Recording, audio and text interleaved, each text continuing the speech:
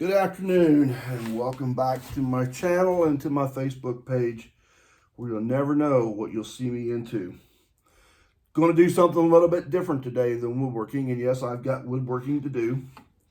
But someone brought me this chainsaw the other day and it pulls real hard. It just doesn't seem to be quite right. So, going to look into it and see what's going on. There could be a couple things. If it's not been run in a while, it could just be a lack of lubrication in the cylinder.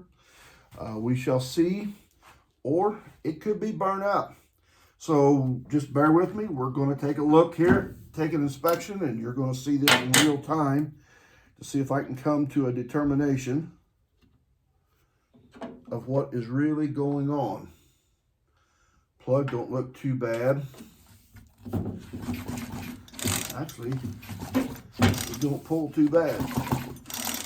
But it does pull a little stiff for some reason. Stiffer than it should.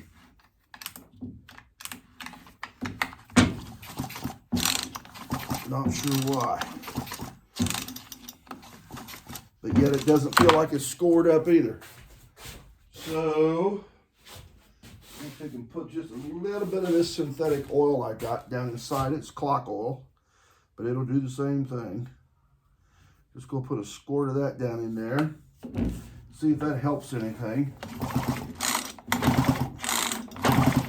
Seems to do a little bit. Okay. And I also notice there's a lot of gummy oil up here around the top of the plug. But it doesn't seem like it's rough or scored down in there. But we're going to take the muffler off of it and check it just to see what we got down inside. Get my nut drivers. So you're seeing this all in real time. Not going to be any splicing. Sometimes I can't always come up with the determination right off. I have a sneaking suspicion that it's been setting a while. This particular person did tell me that they got their oil mix from Tractor Supply. I'm not real familiar with that, but I don't know if that could be the problem or not.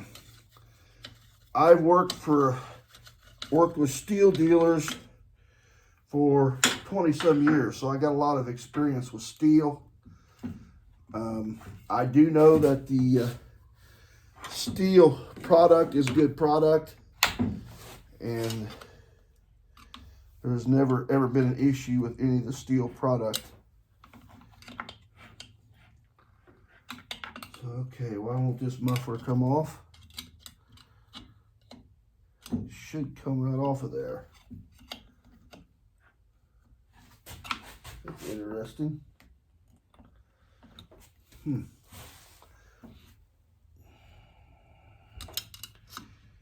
should just pop right off. There's one bolt holding it. Now, as you notice, this is a Poland chainsaw. It's not a steel. It's a little El Cheapo. Buy them at Walmart. And I don't know why that muffler won't come off of there. Should be one nut. That stud should go right back into the head. We'll get a hammer. See if I can tap it a little bit. I want to be able to look inside to see the jug, to see what the piston looks like, although it doesn't feel scored.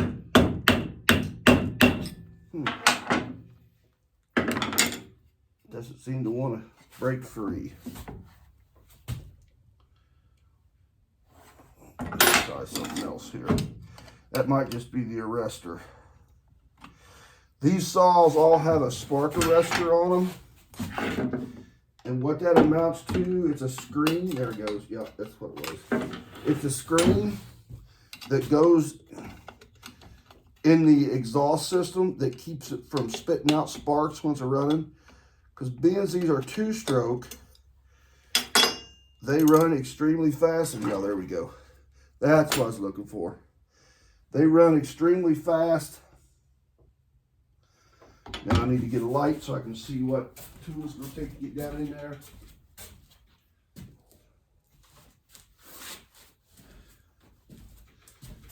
That's why they call me Tinker and Bruce. Because you got to tinker to figure out how this stuff comes apart. And I've had these apart, but I don't do it enough to remember each time how it works. I've had a lot of different chainsaws and things apart. And you just gotta stay at it. Keep messing with it and you'll finally figure them out. Now I can't tell what bit it takes.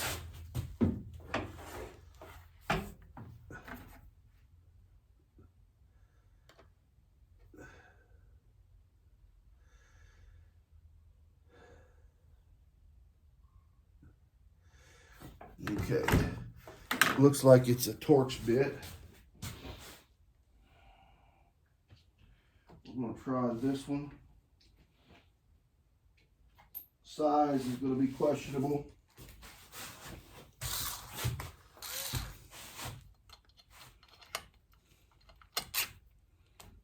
That's it.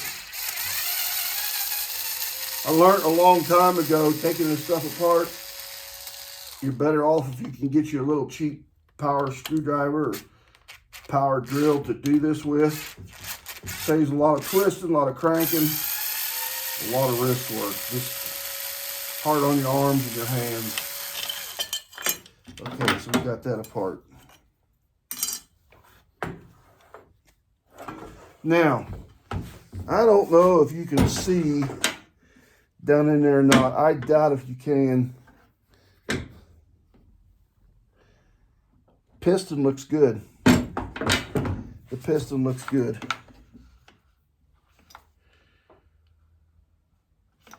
It's a little scored, but not bad. Ring's not really scored. It actually looks pretty good. These little saws are not designed to run a whole long period of time. I haven't looked at this saw real close. Whoops, there we go. These saws used to say right on the tag, just designed to run X amount of hours. And they're not designed to be a long-term saw. And they're just a homeowner, El Cheapo, so many hours and throw them away. They're not really designed to be worked on and fixed. I have done a lot with steel in my past. And I must say, even the little El Cheapo steel saws are a whole lot better than these. Because the little El Cheapo steel saws you can get parts for. And these here, you can get them, but by the time you order them, and the problem with these little chainsaws, you can buy them for little or nothing. And then once you get the saw part, you get the part and the labor, it's not hardly worth fixing these. Because a lot of shops will charge you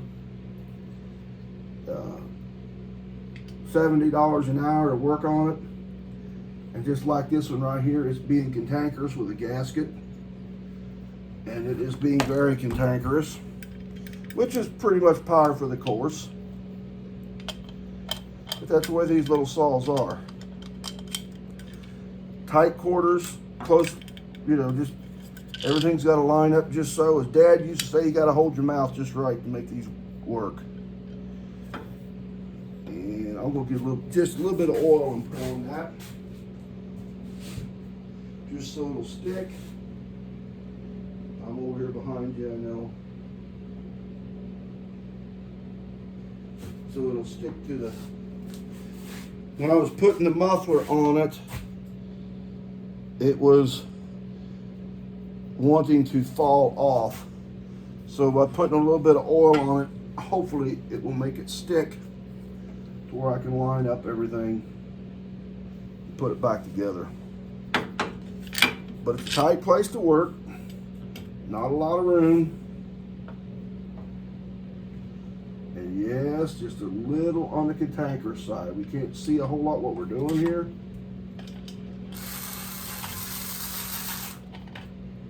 But we're doing it. A lot of this is done by feel. Just got to feel your way through. And I pull the bolt out. Again, pretty much power for the course. So we lay this all down and pick the bolt up.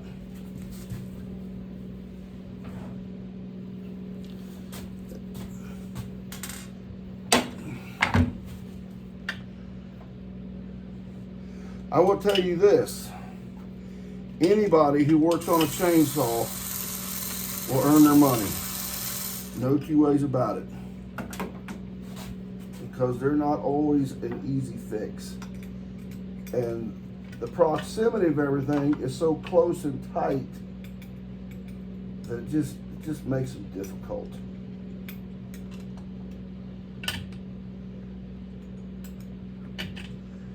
See, I got a problem with the bolt. I got to get the gasket in.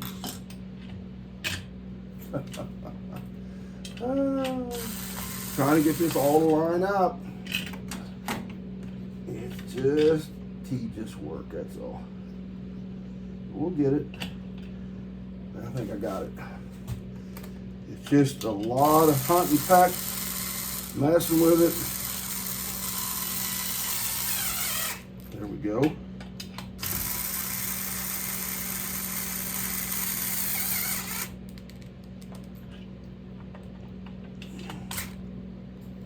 Okay. Why did that not seat in? That's interesting.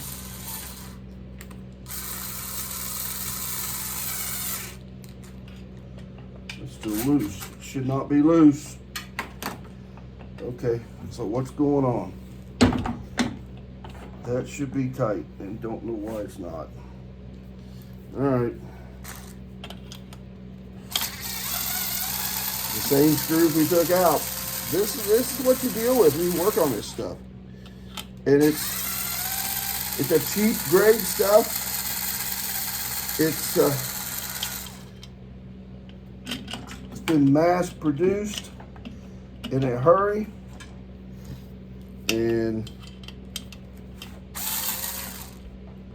it's just not a real high quality. It's not a real high quality product. So that's weird that now the bolts won't go back in where they come out. But we will figure it out. There goes the screws again. Just power for the course. So let's see what's going on here. Let's see what's going on here. Let's just see if we can figure it out. Well, there's part of the problem right there. I didn't get that piece in there.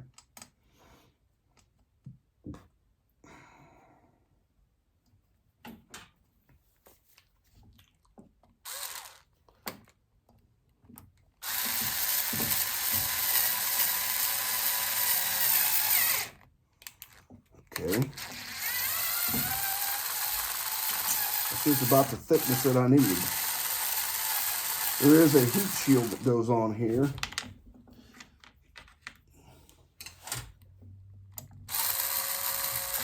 Trial and error, folks, trial and error. You just keep monkeying until you figure it out.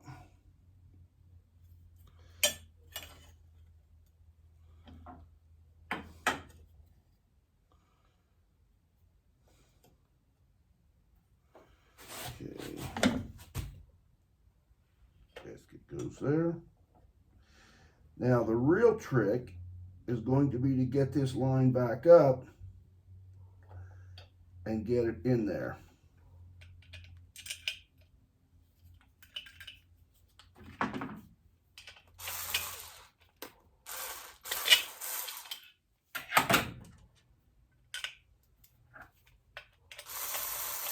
Still tinkering, still monkeying. We'll get it sooner or later.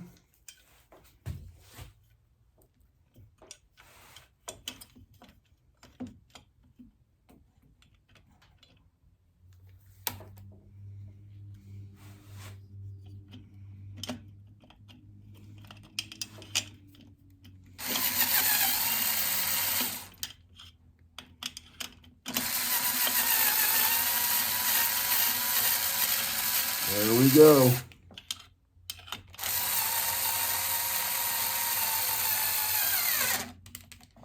Got it.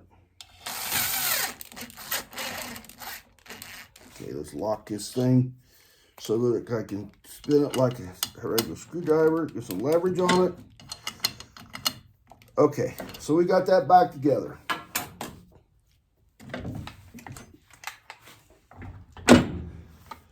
We're going to quit there for now, and we'll mess with this thing probably in another afternoon and see what we got. And hang with me. Let's see if we can get this thing running. See what she does. If you like what you see here, like and subscribe. My channel on YouTube is Tinker and Bruce. And we'll see if we can get this thing going next time around. Catch y'all later.